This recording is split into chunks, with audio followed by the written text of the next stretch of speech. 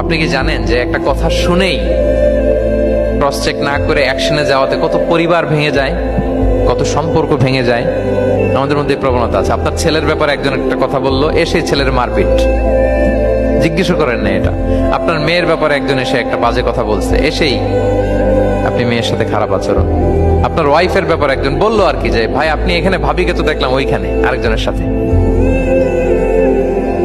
আপনি এসেই আপনার স্ত্রীর উপর চড়াও অথবা গায়ে হাত তুললেন।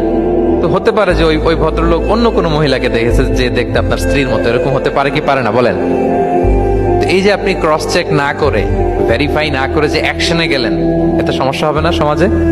পরিবার ভাঙে, সমাজে সম্পর্ক নষ্ট হয়, কলহ বাঁধে।